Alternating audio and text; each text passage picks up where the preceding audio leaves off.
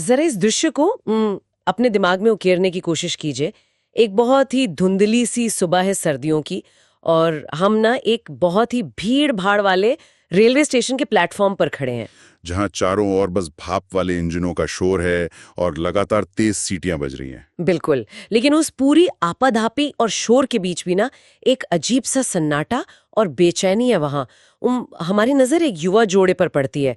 एक 20-22 साल का सैनिक अपनी मंगेतर का हाथ इतनी जोर से पकड़े हुए है जैसे अगर उसने हाथ छोड़ा ना तो बस दुनिया में ही खत्म हो जाएगी। और वो लड़की शायद लगातार रो रही है। हाँ, उसकी आंखों से लगातार आंसू बह रहे हैं, और वो लड़का अपनी घबराहट को छिपाते हुए बहुत ही कांपते हुए स्वर में कह रहा है कि मैं जल्दी वापस आऊंगा, बस कुछ हफ्तों या महीनों की ही तो बात है, फिर हम शादी करेंगे, तुम बस थोड़ा इंतजार करना। और वहीं पास में बस 2 कदम की दूरी पर उस लड़के के बूढ़े माता पिता भी खड़े हैं। उसकी एक छोटी बहन है जो सुबक रही है, और उसकी माँ, उस माँ की आंखों में एक ऐसा खौफ है जो शायद शब्दों में बताया ही नहीं जा सकता। एकदम सही कहा आपने। वो अपने जिगर के टुकड़े को मोर्चे पर जाने के लिए आखिरी विदाई दे रही है, और अंदर ही अंदर ये जानती है कि शायद वो उसे दोबारा कभी नहीं देख पाएगी। और आपको बताया, ये कोई फिल्मी या काल्पनिक दृश्य नहीं है।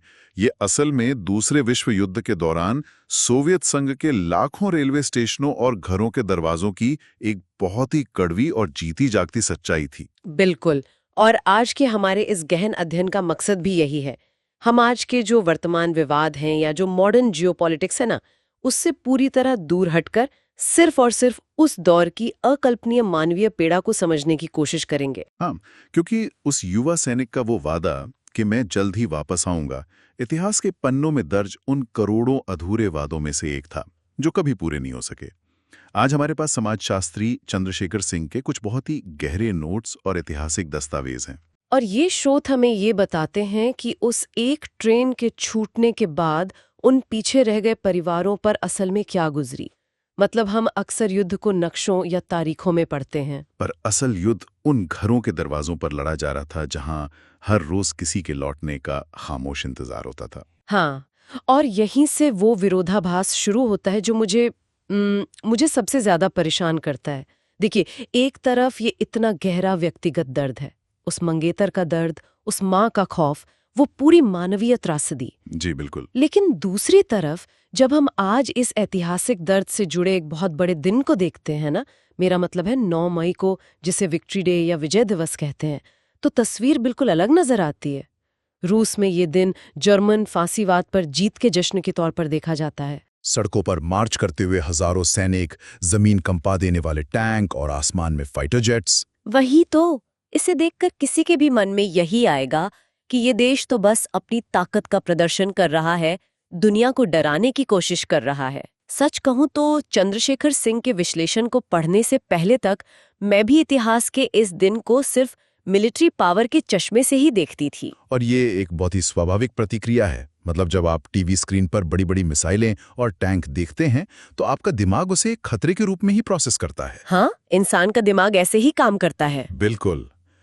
पश्चिमी मीडिया भी ठीक इसी चीज पर फोकस करता है कि वहां क्या हो रहा है, टैंक चल रहे हैं या हथियार दिखाए जा रहे हैं, लेकिन वे इसके क्यों को पूरी तरह से नजरअंदाज कर देते हैं। अच्छा, तो इसका क्यों क्या है फिर? देखिए, उन लाखों सोवियत नागरिकों के लिए वो परेड किसी दूसरे देश को डराने का साधन नहीं है, वो एक बहुत ही गहरे शोक का सार्वजनिक प्रकटीकरण है। मतलब एक तरह से शोक मनाने का तरीका है। हाँ, वो उन करोड़ों लोगों के बलिदान की याद का दिन है जिन्होंने अपनी जान गंवाई और जिनके शहर मलबे में तब्दील हो गए। ये तो ऐसा हो गया जैसे मान लीजिए हम किसी ऐतिहासिक स्मारक को देखने जाएं जो किसी बहुत बड़ी त्रासदी की याद में बना है, और हम वहां जाकर बस ये कहें कि वाह, इसके पत्थर कितने मजबूत हैं। हाँ, बिल्कुल सही उपमा है ये। हम बस ये बहस करने लगें कि ये पत्थर तो किसी को भी कुचल सकता है, लेकिन उस पत्थर के नीचे जो इतना गहरा दुख और जो आंसुओं का समंदर छिपा है, उसे पूरी तरह अनदेखा कर दें। एकदम सटीक बात कही आपने।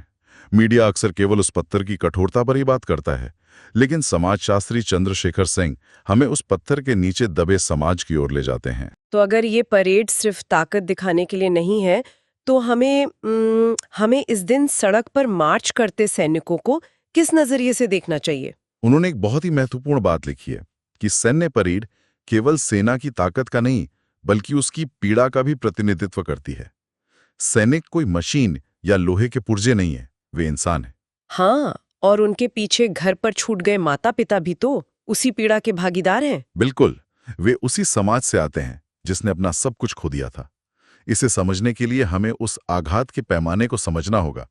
जब कोई देश युद्ध में अपनी आबादी के 2,70,00,000 लोगों को खो देता है, बाप रे, 2.7 करोड़ लोग। हाँ, तो वो सिर्फ एक सैन्य हार या जीत नहीं रह जाती, वो पूरी सभ्यता के मिट जाने का डर होता है। जब आज कोई बूढ़ा व्यक्ति उस परेड को देखता है तो वो टैंकों की मारक क्षमता नहीं देख रहा है। तो वो क्या महसूस कर रहा होता है उस वक्त? वो अपने अवचेतन मन में ये महसूस कर रहा है कि अब हमारे पास खुद को बचाने के लिए कुछ है।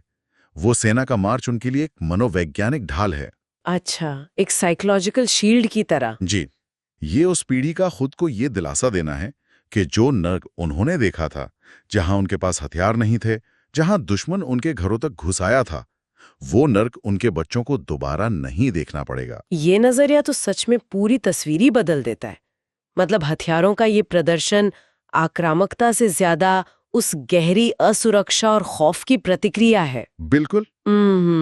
मुझे ना इस पीड़ा के पैमाने पे थोड़ी और बात करनी है, क्योंकि जब हम इतिहास की किताबों में पढ़ते हैं कि लाखों लोगों की मृत्यु हुई, तो हमारा दिमाग इतनी बड़ी संख्या को प्रोसेस ही नहीं कर पाता। हाँ, वो सिर्फ एक आंकड़ा लगने लगता है। वही ना, एक सांख्यिकी बनकर रह जाता है। लेकिन क्या हम कभी रुककर सोचते हैं कि हर एक संख्या के पीछे एक खाली कुर्सी थी, एक अधूरा सपना था? लेकिन हमारे स्रोतों में जो बात मुझे सबसे ज्यादा झकझोर गई वो ये थी कि द्वितीय विश्व युद्ध के दौरान वहां शायद ही कोई ऐसा परिवार बचा था जिसने अपना कोई प्रियजन न खोया हो। ये सोचना भी रूह कंपा देने वाला है। लगभग 100% परिवारों का प्रभावित होना। हाँ, इसका किसी समाज पर असल में क्या असर होता है जब हर घर ने वो दुख झेला हो? देखिए, जब कोई बीमारी या त्रासदी समाज के एक छोटे हिस्से को प्रभावित करती है तो बाकी समाज उसे सहारा दे सकता है। लेकिन जब हर दरवाजे के पीछे कोई रोने वाला हो, जब हर डाइनिंग टेबल पर एक खाली कुर्सी हो, तो वो दुख सिर्फ एक व्यक्तिगत अनुभव नहीं रह जाता। तो वो क्या बन जाता है फिर? वो उस समाज का डीएनए बन जाता है, उनकी संस्कृति का हिस्सा बन जाता है। दूसरे विश्व युद्ध के दौरान जर्मन आक्रमण के कारण आम नागरिक यानी सिविलियन आबादी का जो हाल हुआ, वो इतिहास के सबसे काले अध्यायों में से एक है। हाँ, और नोट्स में लेनिनग्राड के घेराबंदी का जो जिक्र है वो तो किसी बुरे सपने से भी ज्यादा भयानक है। लेनिनग्राड, जो आज का सेंट पीटर्सबर्ग है, उसकी घेराबंदी 872 दिन तक चली थी। 872 दिन? मतलब लगभग 2.5 साल तक? हाँ, सोचिए, शहर को जर्मन सेना ने चारों तरफ से घेर कर रखा था। बाहर से खाने का एक दाना भी अंदर नहीं आ सकता था। सर्दियों में तापमान -30 डिग्री तक गिर जाता था। और वहां ना बिजली थी, ना हीटर, कुछ भी नहीं था। लोगों को दिन भर में सिर्फ 125 ग्राम ब्रेड मिलती थी, वो भी लकड़ी के बुरादे और दूसरी चीजों की मिलावट के साथ। ये सुनकर ही अजीब सी सिहरन होती है। 2.5 साल तक एक पूरा शहर भूख और ठंड से लड़ रहा था। लोग अपने ही घरों में भूखे और ठंड से जम के मर गए। कल्पना कीजिए उन माता पिता की जो अपने बच्चों को भूख से तड़पते हुए देख रहे थे और कुछ नहीं कर सकते थे। ये तो कोई सोच भी नहीं सकता कि उन पर क्या बीत रही होगी। सड़कों पर लाशें बची थी क्योंकि उन्हें दफनाने की शारीरिक ताकत तक किसी में नहीं बची थी। ये कोई युद्ध के मोर्चे की कहानी नहीं थी, ये आम नागरिकों, महिलाओं, बच्चों और बुजुर्गों की कहानी थी। और जब कोई समाज इतने खौफनाक दौर से गुजरता है तो वो ट्रॉमा पीढ़ियों तक ट्रांसफर होता है ना? बिल्कुल होता है। समाजशास्त्र भी यही मानता है कि इतनी बड़ी सामूहिक पीड़ा लोगों के दुनिया को देखने के नजरिए को हमेशा के लिए बदल देती है। अब जिस भी दरवाजे पर दस्तक देते, वहां कोई ना कोई ऐसा था जो अपने उस भाई या बेटे को याद कर रहा था, जो कभी लौटकर नहीं आया। ये बात मुझे वापस उसी 9 मई की परेड पर ले जाती है। जब वे सैनिक मार्च कर रहे होते हैं तो वो असल में उन्हीं माताओं, उन्हीं भूखे बच्चों और उन्हीं सैनिकों के पोते और परपोते हैं। हाँ, वे अपने साथ उस पूरे इतिहास का भारी बोझ लेकर चल रहे हैं। लेकिन क्या आज की दुनिया, खासकर हमारा मीडिया, इस बात को समझता है? क्योंकि जो नैरेटिव हमें परोसा जाता है उसमें तो इतिहास के इस पूरे मानवीय पहलू को पूरी तरह से गायब ही कर दिया गया है। और यही आधुनिक मीडिया की सबसे बड़ी विफलता है। ऐसा लगता है जैसे हर चीज को बस आज की जियोपॉलिटिक्स के चश्मे से ही देखा जा रहा है। जब आप 24 घंटे के न्यूज साइकिल के लिए खबरें बनाते हैं ना, आपको चीजें बहुत ही सरल करके दिखानी होती हैं, एकदम ब्लैक एंड व्हाइट। कौन अच्छा है और कौन बुरा, बस यही बताना होता है।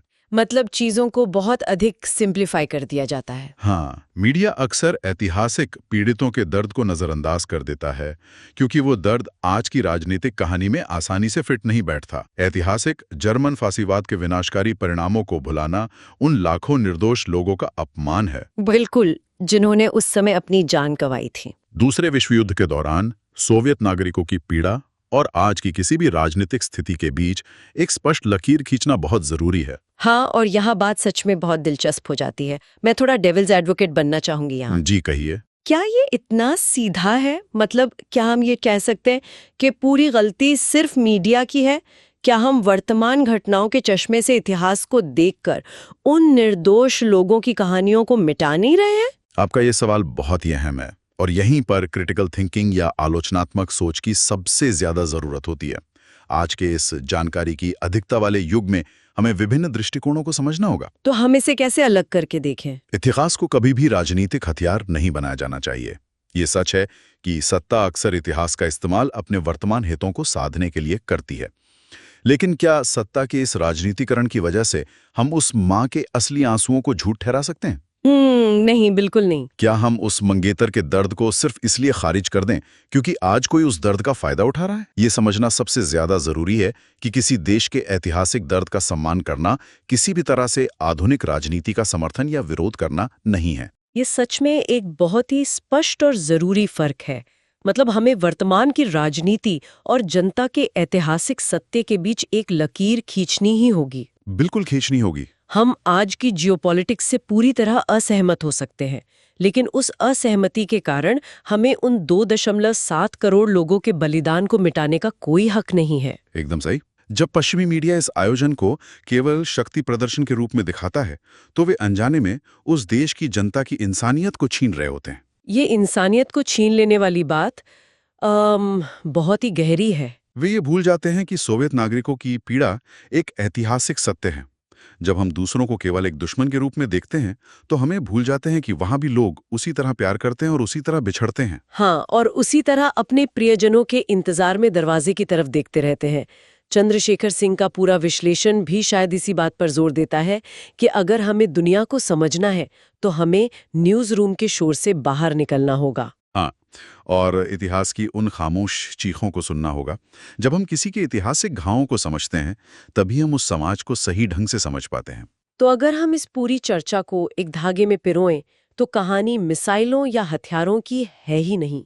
ये कहानी उस स्टेशन पर छूट गए उस आखिरी स्पर्श की है। बिल्कुल, ये कहानी उन वादों की गूंज है जो हवाओं में तो तैरते रहे लेकिन कभी हकीकत नहीं बन सके। उस युवा सैनिक का वो कांपता हुआ वादा कि मैं जल्द ही वापस आऊंगा, बस थोड़ा इंतजार करना। और उस मंगेतर का वो इंतजार जो कभी खत्म नहीं हुआ।